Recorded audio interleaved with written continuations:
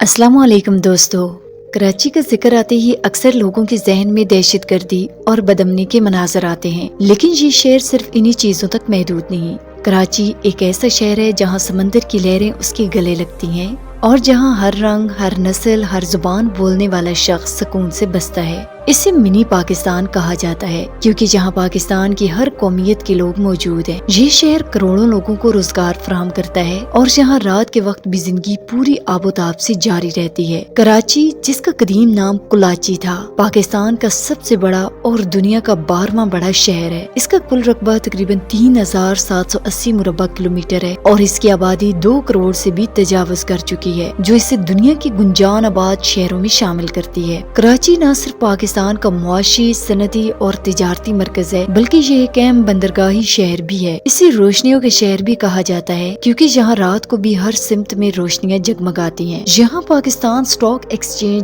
बड़े कौमी और बैनुल अक़वामी बैंकों के हेड ऑफिसेज और बेशुमार आलमी कंपनियां मौजूद हैं। पोर्ट कासिम और कराची पोर्ट मुल्की तिजारत के बड़े ज़राए हैं। कराची की मईशत पाकिस्तान की सबसे बड़ी शहरी मईशत है, जिसकी मजमूई मालियत तकरीबन 190 बिलियन डॉलर है। मुल्क की तकरीबन 35% महसूलात इसी शहर से हासिल किए जाते हैं, जिससे इसकी कौमी अहमियत का अंदाजा लगाया जा सकता है। कराची सूबा सिंध का दारुल हुकूमत है और बहरे अरब के किनारे वाक़या एक खूबसूरत शहर है। शाम के वक्त समंदर के किनारे चलना एक यादगार तजर्बा होता है, जहाँ से कराची की बुलंदो बाला इमारतों की लाइन, इसकी स्काई लाइन का नजारा भी किया जा सकता है। कराची की आबादी मुख्तलिफ कौमियतों पर मुश्तमिल है। उर्दू बोलने वाले मुहाजिर तकरीबन 40%, पश्तून 20%, सिंधी 15%, पंजाबी 10% और बाकी 15% में सराइकी, बलोची, मेमन, कश्मीरी, मसीही और हिंदू शामिल हैं। यही तनव्वुर कराची को पाकिस्तान का असल चेहरा बनाता है। दोस्तों, क्या आप जानते हैं कि दुनिया का सबसे बड़ा एम्बुलेंस नेटवर्क भी कराची में मौजूद है?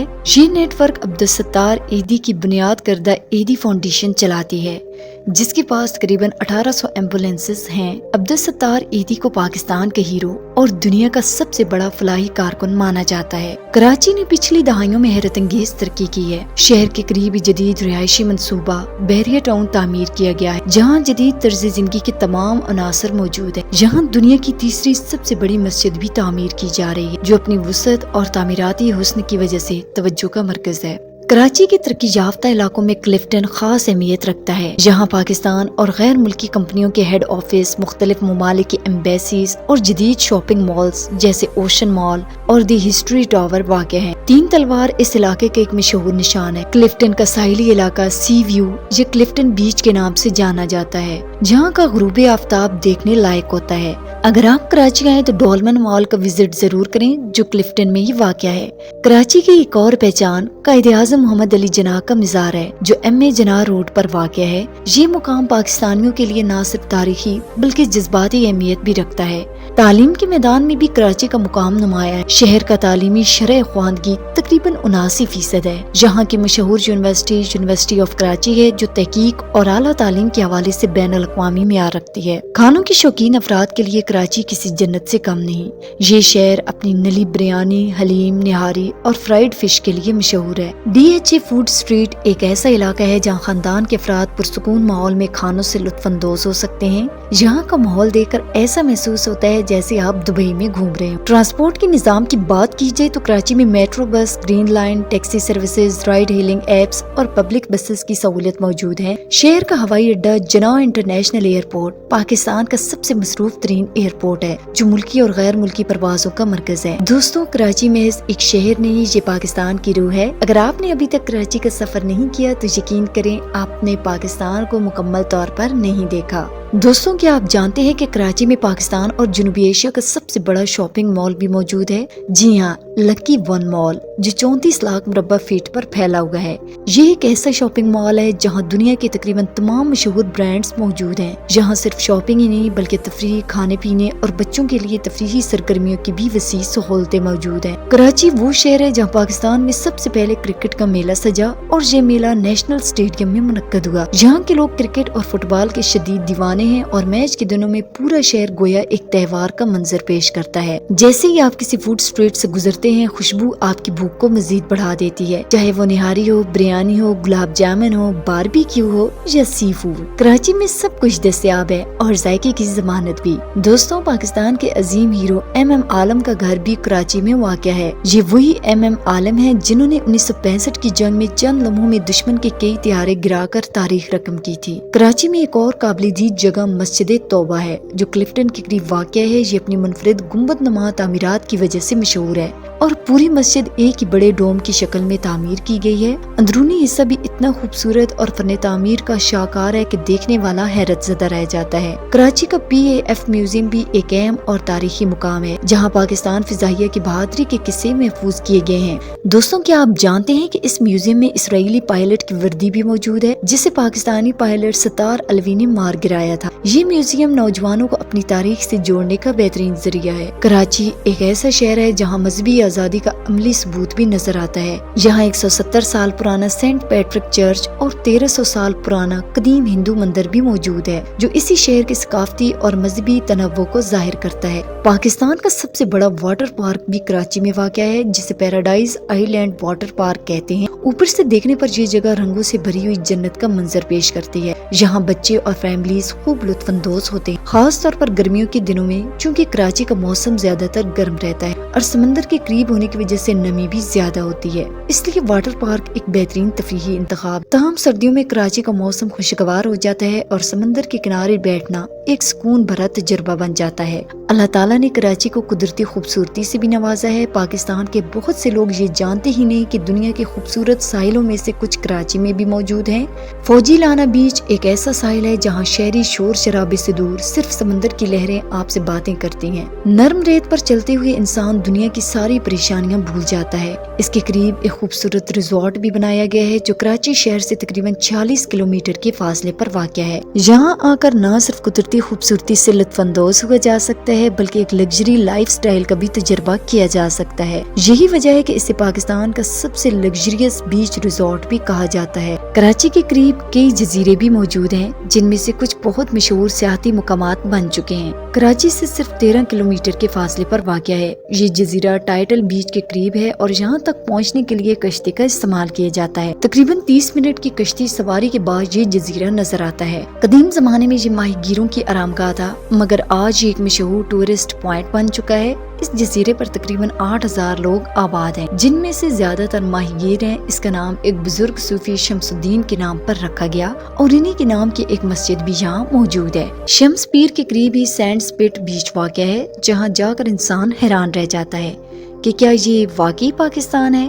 وہاں کا نیلا پانی، خاموش فضا اور قدرتی نظارے دیکھنے والے کو ایک لمحے کے لیے بیرون ملک کا گمان دیتے ہیں۔ دوستوں، کراچی صرف ایک شہر نہیں، ایک مکمل دنیا ہے جہاں ہر رنگ، ہر نسل، ہر ثقافت اور ہر مزاج کے لوگ ایک ساتھ بستے ہیں۔ قدرتی خوبصورتی، جدید ترقی اور تاریخی ورثے کے حسین امتزاج کے ساتھ کراچی یقیناً پاکستان کا دل ہے۔ دوستوں، کیا آپ جانتے ہیں کہ پاکستان میں بھی آپ کروز کا مزہ لے سکتے ہیں؟ جی ہاں، کماری پورٹ سے شروع کیا جانے والا شہنک کروز شپ 2016 میں متعارف کرایا گیا جو آپ کو سمندر کے دل میں لے جاتا ہے۔ اس کروز پر آپ خوبصورت نظاروں کے ساتھ لنچ اور ڈنر کا مزہ بھی لے سکتے ہیں، بالکل ویسا ہی تجربہ جیسا آپ کو یورپ یا دبئی کے کروز میں ملتا ہے۔ آنے والے دنوں میں اس کروز کو گوادر تک بھی وسعت دی جائے گی جہاں مسافروں کے لیے رہائش کے لیے کمرے بھی موجود ہوں گے۔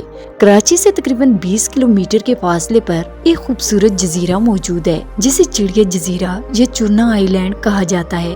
یہ ایک پہاڑی طرز کا جزیرہ ہے اور سکوبا ڈائیونگ کے شوقین افراد کے لیے جنت جیسا ہے۔ یہاں سمندر کے نیچے کی دنیا ناقابل یقین حد تک خوبصورت ہے۔ مرجان، مچھلیاں اور سمندری نباتات دیکھنے سے تعلق رکھتے ہیں۔ اگر آپ کراچی آئیں تو اس جزیرے کا وزٹ ضرور کریں۔ کراچی کا ایک اور خوبصورت علاقہ کٹی پہاڑی ہے جہاں پہاڑ کو کاٹ کر ایک راستہ بنایا گیا ہے۔ یہ جگہ اپنی خاص جغرافیائی ساخت کے باعث مقبول ہے۔ دوستوں، دنیا کی خوبصورت بندرگاہوں میں شمار ہونے والی پورٹ گرینڈ بھی کراچی میں واقع ہے۔ اسے جدید انداز میں مینٹین کیا گیا ہے اور یہاں موجود فوڈ اسٹریٹ روشنیوں اور سمندر کے دلکش نظاروں کے ساتھ شام کو مزید حسین بنا دیتی ہے۔